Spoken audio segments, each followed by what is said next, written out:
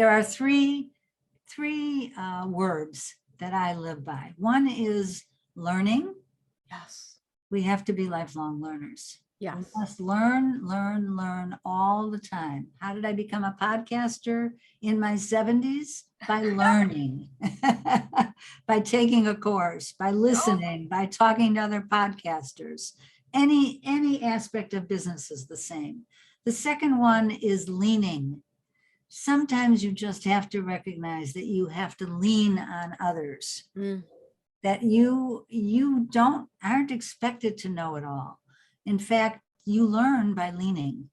Yes. And then, of course, if you're going to have a business and you're going to have employees and you're going to have clients and customers and people that you work with, you must learn to lead. So learning, leading, and leaning are the three words that I live by.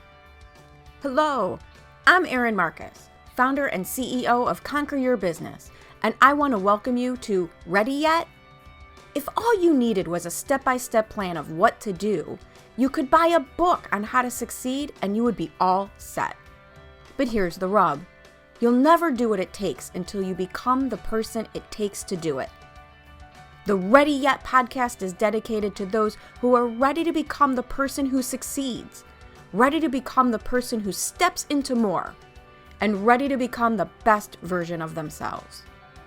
In the I'm Ready interview series, join me for inspiring conversations with people who figured out who they needed to be in order to achieve their dreams, and were brave enough to be that person. Hello, and welcome to this episode of the Ready Yet podcast. I'm very excited for everyone to hear from my guest today, Gail Zelitzky, who I met through a mutual friend, right? We met through a mutual friend and then just discovered that we really like talking to each other. There's things we could be doing together. And I just wanted to share your experiences with everyone. I love the name of your Wonder Women Mastermind. So that was a blast. You allowed me to join in on that last week. So that was amazing. But before we get going into a conversation, why don't you give everybody a little more formal introduction of who you are and what it is that you do? Well, first of all, Erin, thank you so much for having me. I love talking with you and I love your podcast and I'm honored to be on it. Awesome. Thank you. So what do? I've been now a business coach for 22 years. And before that, I owned 2 multi-million-dollar businesses, which made me able to be a business coach. Yeah. And I learned Not to mention the credentials, right? Not to mention the credentials. I work exclusively with women who own their own businesses. And I find that working with women it just lights my fire. It's what I'm passionate about. I want to see women succeed in all areas of their life. And so I do personal and professional development. I do marketing and organizational growth. That's what I do. Nice. I love it. Yes. I've been running groups. I do one-on-one coaching. And so, yeah, that's what I do. I'm also a podcaster. We can talk about that later. Talk about that as well. So questions, right? Lots of questions. When you were running, for those of the people who aren't watching this, but are listening to this, you have a few years on me, you have some experience on me. And I'm always intrigued because being a woman in business, as I was in the 80s, in conservative, male-dominated commercial real estate, financial services. And one of the things that got me interested in helping women, so I was a mentor of women, and I can't wait to hear your take on this, was realizing as I got further and further up the ladder and was given many, many amazing opportunities, that was actually not the norm. That it took me a while because it was me just doing my thing for a while to realize it was an anomaly. And that the access to information was the difference for determining my own future, right? Okay. Like access to information that not everybody gets to have, and how that made such a difference. And I'm curious what you found, and please, share what industries they were in. That what did you find as you were building these multi-million-dollar businesses as a female business owner? Well, first of all, I was in a male-dominated industry, right? I was in the liquor industry. We franchised independent retail liquor stores. And I started in business by joining my father at a very difficult time in my life when I desperately needed to support my family and had no other way to do it. And so I was thrown into that world of men. Yep. And the fact is that I met very few women in those days.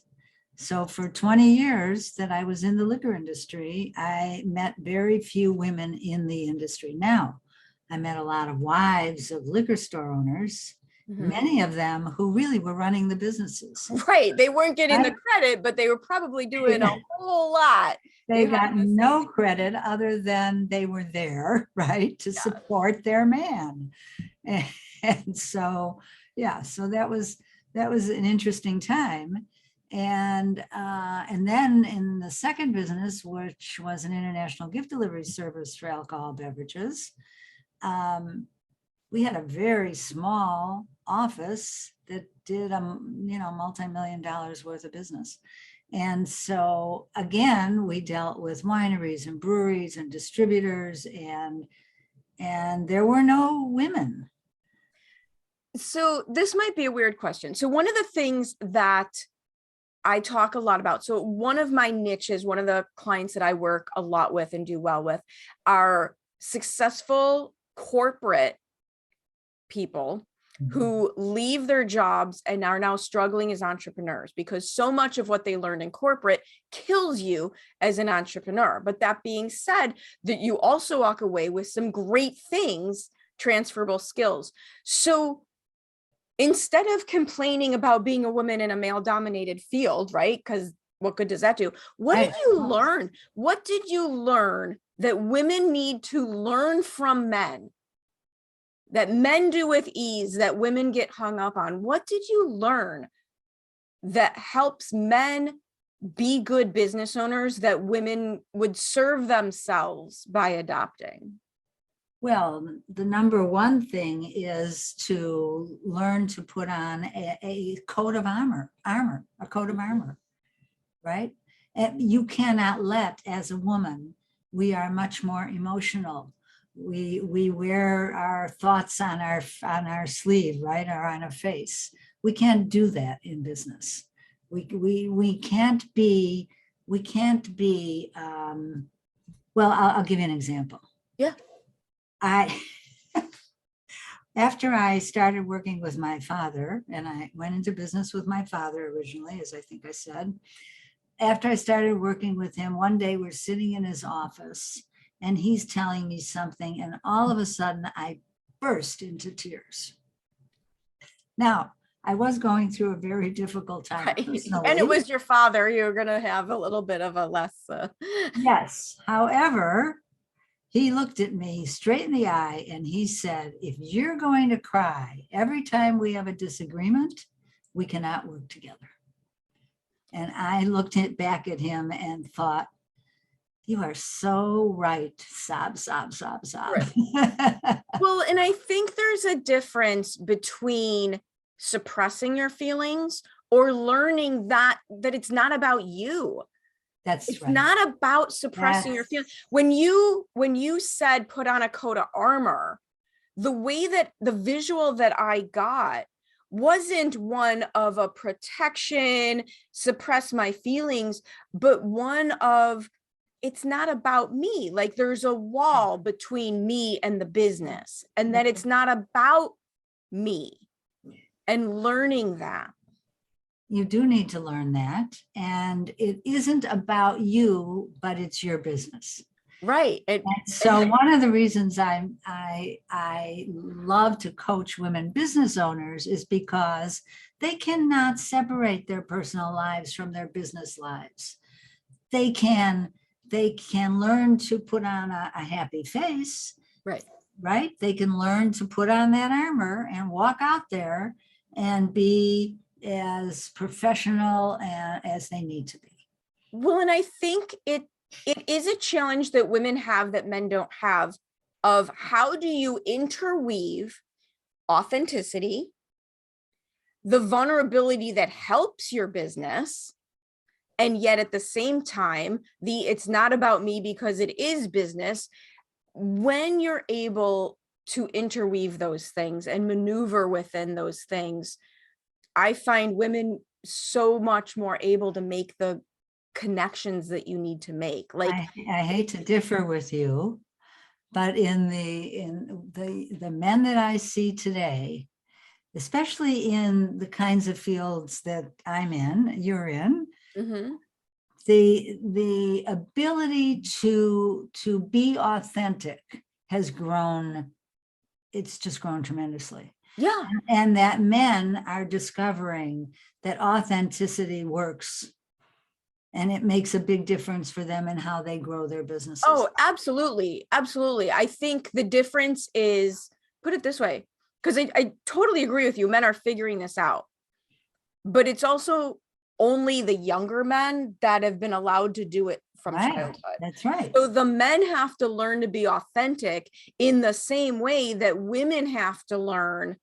There is a separation between business. So it's not their natural, right? It's not their natural default. Right. That's but right. Absolutely, they're learning more and more. So to your point, I work with a lot of people in financial services, right? It's one of my natural credentials. It's my background, corporate background.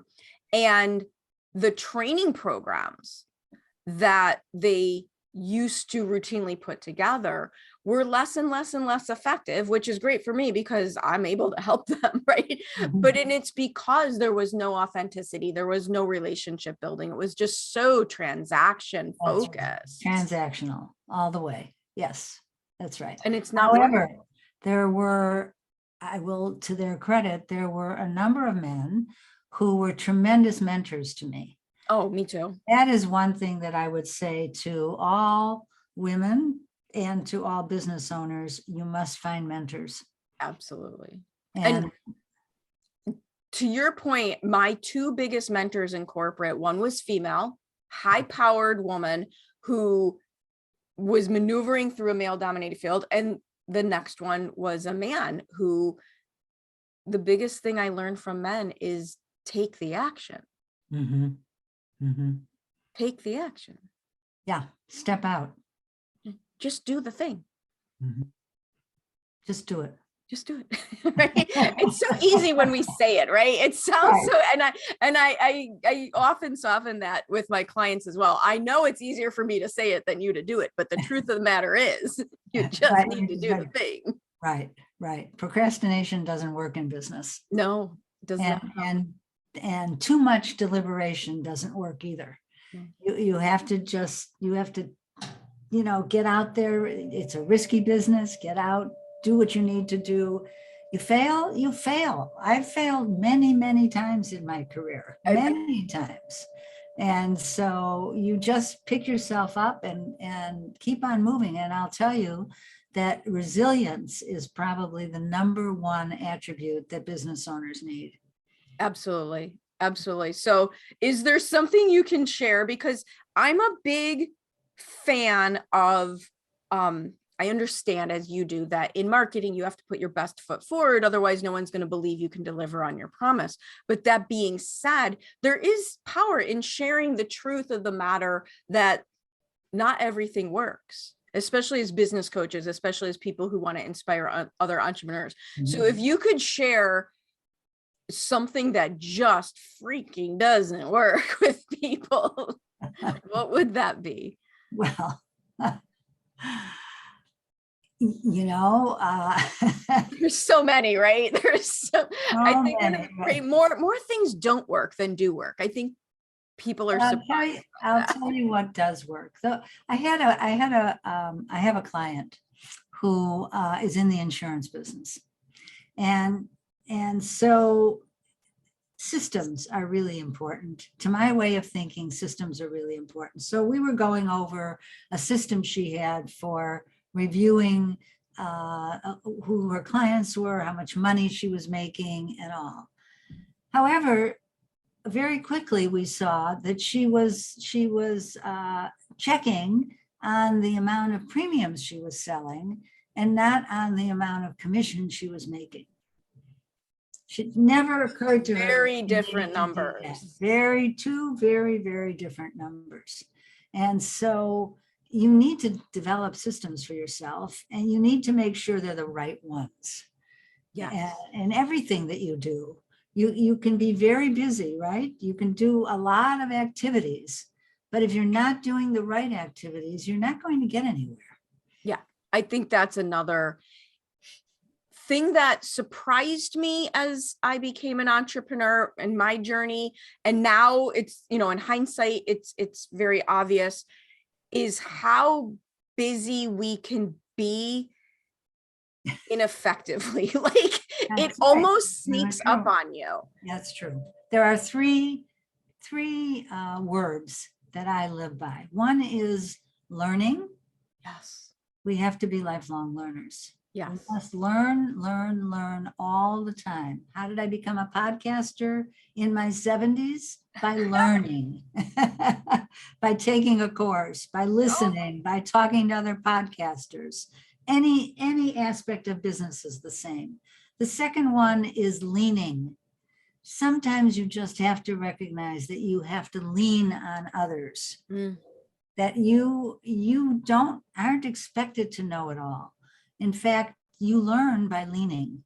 Yes. And then, of course, if you're going to have a business and you're going to have employees and you're going to have clients and customers and people that you work with, you must learn to lead.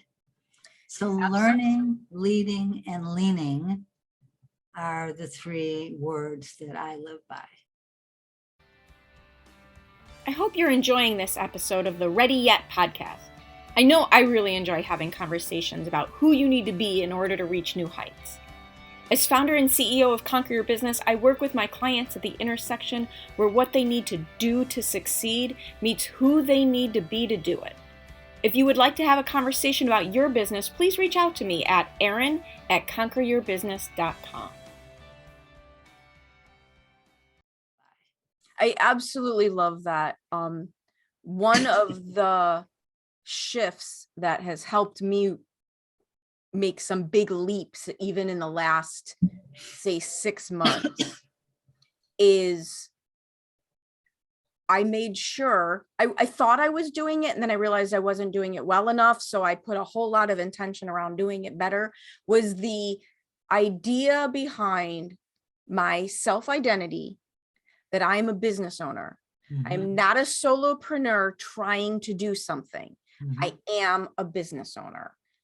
Yes. And to your point, a business owner would have a team.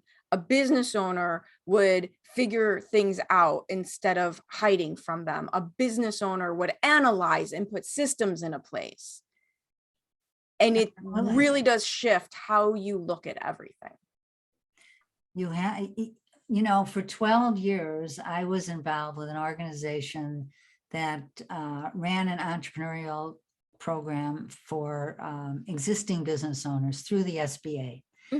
And so I taught those students, and then I trained the trainers, the instructors, and I learned so much from those students. These were all adult students. They were already in business. It was a 9-month curriculum. And we went from their knowing nothing, they're knowing very little about what it takes to really run a business. I mean, a lot of people have passion, right? And they go into business, but they don't know how to run it. No. And those are two very different things. Oh my God, I'm so glad to hear you say that. Like doing what your business does for a living and growing a business have nothing to do with each other. They're very different, very different. shocking statistic that I just use my math as a statistic. This isn't anything published anywhere, just if I look at my calendar. The thing that I went into business to do is to help entrepreneurs grow their business. Mhm. I'm lucky if I spend 20% of my time doing that. And Right. the other 80% of my time is growing and running the business that gets to do that. Right. Right. And so that speaks to the point that you must have a team. Yes. If you try to do it all alone, you're never Those going to numbers would be be, even worse. Those numbers would be even harsher. well, you're really speaking to the point that when you're working with entrepreneurs or you're coaching, that 20% of the time you're in front of them. Right. But all the work that you do into being able to help those entrepreneurs happens behind the scenes. Yes. So when you're pricing your business, pricing what you charge, Pricing for the outcome, not the hour. that's exactly right. Yes, Right. absolutely. Yeah, that's an important point that a lot of people never learn. Well, and especially when you come out of corporate or you have where you've been negotiating hourly salaries, where you've been tracking your time, when you're in certain industries such as bookkeepers, lawyers. I've worked with several lawyers who have gone into coaching. Mhm. It's horribly challenging to get them to charge for outcomes, not hours, because they've been tracking their lives in 15-minute increments since they went to law school. Right. That's right. It's a big Good shift. point. Right? Yeah, very good point. Right. So what are you most proud of at this point in your life? Oh, I am proud of a lot. You should be. You have a I cool am. life.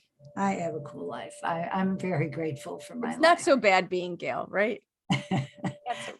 And I'm proud that I am as resilient as I am, and that I learned to make lemonade out of a lot of lemons, and that I keep reinventing myself, and that I'm successful in the sense that I'm able to give back, and that I have influence.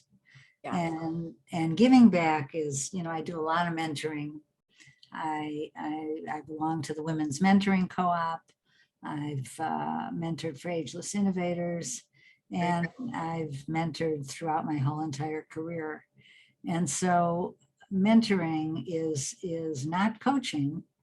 Mentoring is supporting someone very differently in where it is that they want to go and what they're dealing with at the moment, and how you can help, and how you can open up your Rolodex. Well, my phone anyway. Open. These days we just scroll, but I That's right. totally have. I totally was there with you. Totally get it. Yeah, right. And so I'm proud of my family. I'm proud of of the friends that I've developed, the relationships that I have, the business relationships. There's a lot to be said. And when a client that I coached 20 years ago calls me today and says, I got a problem, maybe you can help me with it. Mm-hmm. That is what I'm most proud of. Yeah, absolutely. But making a difference and being, you go into business because you want to make money, but that money isn't necessarily just so that you can live bigger and bigger and bigger. That money is so that you can give back to your community, and then you begin to really feel good about yourself. Absolutely. I have that as well in my life, that purpose-driven payday. Mhm. That when the waters go up, all boats rise. That's right. Mentality. That's right. Absolutely. So if people, first let's discuss your podcast, because that is, before we end this with a way to continue the conversation with you. I love the idea of your podcast. And this is so my last business, as I am non-coherent at this point, my last business that I owned was working with families with aging parents. So families who had someone who was downsizing, not able to care for themselves, whether it was a health reason, things going on, and had to move out of their homes into assisted living. And when I started that business, people asked me, what drew me there. And I have always been absolutely intrigued by people's stories. Like absolutely intrigued by people's stories of their lives. And just because of math, the older you are, the more experiences you have, right? True. It's a math thing. Not that there's not some of us, who had way too many experiences way too early, but I've always found an older population had so much to share, not just knowledge, but wisdom, right? The experiences and the time needed to be able to reflect on those experiences. Okay. And how invaluable that is. Mm-hmm. If people would just freaking listen, right? How invaluable that is. So our podcast, which is 2.5 years old now, a little more actually, we've had 166 guests, and we have a conversation with, I have a partner, the we is my partner, Catherine Areno and I, and we have a conversation with women from 70 to 100 plus. And the idea is that we care deeply that women shatter the myth that they become irrelevant as they age. Yes. And the women that we speak to don't have time. They are busy as all get out. Some of them live in assisted facilities, and senior facilities. And so many of our guests, we have 8 different categories. So many of our guests fall into the social activism category. We had the other day, Rebecca Sive speak to our community, and she has written a book, her story, a guide to journaling your next project. I just messed that title up. Sorry, Rebecca. And here's this woman in her late 70s who is totally changing the way people think about social activism. She has her own podcast called Vote Her In. And she's just amazing. And so many of the women, we spoke to a 103-year-old woman who is in a senior facility, and she is just a social queen there. She's organizing parties. She had a 100th birthday party, and she brought in animals from Brookfield Zoo because Brookfield has been where she puts her time and effort. 103 years old. And so you can tell this just lights my fire. Absolutely. Absolutely. Such an exciting project. And so we have an Aging Reimagine circle, and we do monthly programs. So remind me again the name of the podcast. Women Over 70, Aging Reimagined. Aging Reimagine, Women Over 70. Very cool. Well, our website is womenover70.com. Perfect. Well, that's a jazzy song. Yeah, it certainly is. Thank you. I don't usually forget to turn off my phone. This is the world we live in now. It's perfectly okay. I would rather have an 8-second phone interruption than having had to drive to downtown Chicago to go into a studio to do this, right? Right. 8-second interruption instead of a 4-hour ordeal, right? So which is what we did when we started our podcast. Right. Perfectly fine. So if people want to chat with you more, whether it's about the podcast, whether it's about your services, whether it's about your story, your mastermind, your groups, and all the other amazing things that you do provide for women, what is the best way for them to get a hold of you? They can contact me on email, gail@gailzelitzky.com. There we go. Very easy. And look at my website, gailzelitzky.com. Right. I always say it's not like we're hiding. That's right. We're not hiding. And I love to talk to people. Awesome. And yes, yeah, absolutely. Yeah. Highly encourage everyone to reach out. Yes, please do. Thank you for sharing more and more of your story with me. You're so very welcome. This was awesome. Thank you so much for joining me on the Ready Yet podcast. I get so motivated by the amazing accomplishments of the remarkable people I meet and I'm excited to be able to share some of their stories with you. You can find more episodes of Ready Yet at your favorite source for podcasts or at conqueryourbusiness.com. And if you've already decided that you are ready to become the person you need to be to achieve your big goals, feel free to reach out to find out how I can support you in your efforts. Or check out the Work with Erin page on the Conquer Your Business website. I also invite you to share this podcast with anyone you know who loves to learn and be inspired. And if you're so inclined, I'd be absolutely grateful for any reviews you'd like to share as well. Thanks again for joining me. This has been Erin Marcus, hopefully inspiring and helping you to go conquer your big dreams.